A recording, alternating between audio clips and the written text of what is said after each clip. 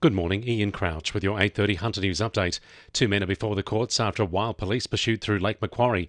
It's alleged an SUV failed to stop for police on Lachlan Street at Windale at about 3 p.m. on Wednesday, avoiding road spikes and driving through bollards at Redhead before entering the Fernley track.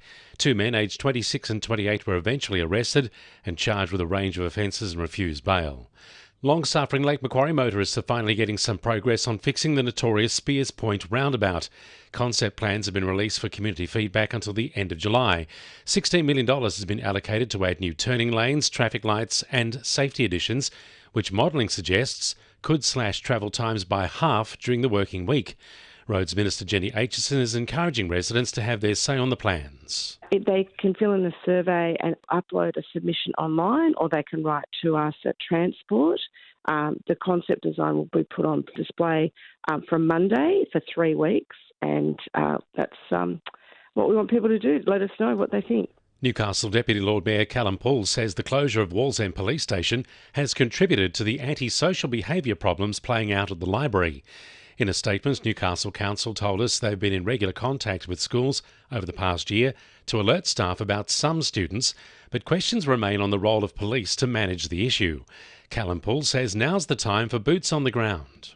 Short-term approach is to get more cops on the street, make sure that those who are engaging in this kind of behaviour are held responsible. A lot of residents are calling out for the police station to be reopened. That was a commitment that the New South Wales Labor Party made some years ago, and that hasn't happened. But that's very much something that residents have called out for and would like to see.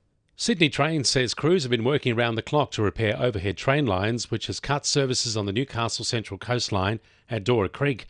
Buses are still replacing trains between Fassifern and Wyong, but trains are running between Newcastle and Fassifern and Wyong to Central in both directions.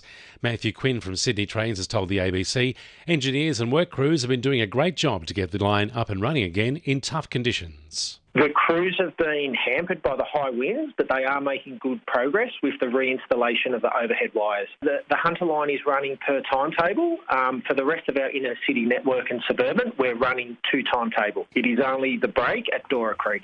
Mayfield residents are being encouraged to come and see a mini arts trail along Maitland Road tomorrow morning. There'll be street art on show and 30 musicians and artists doing live performances. The Wall Station is an arts agency participating. Director Jacinta Fenton says there's an exciting lineup. This event it seems to evolve into new things each year. There's usually a different creative. This time I've been brought on board to bring some artists. So it's an annual event, but it changes shape a little bit. Maps will be available for self-guided tours.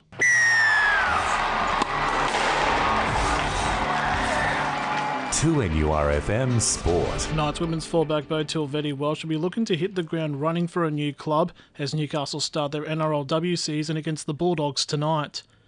Vetti Welsh joins from the Tigers after returning to the Code following an 18-month absence due to a prolonged ACL recovery.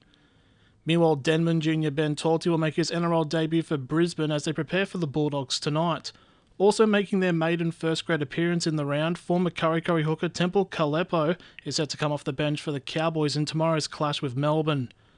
The Northern New South Wales NPL top goal scorer has left mid-season to take an opportunity in Sydney. Edgeworth's Ryan Futes has scored 18 goals in his 14-match campaign with the Eagles, but has been brought to Football New South Wales side Sydney Olympic, coached by former Jet striker Labino Haliti.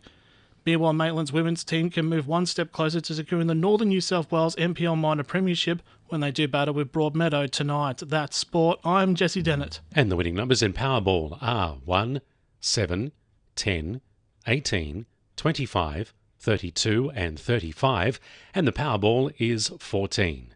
And now you're up to date with the latest 2NURFM Hunter News.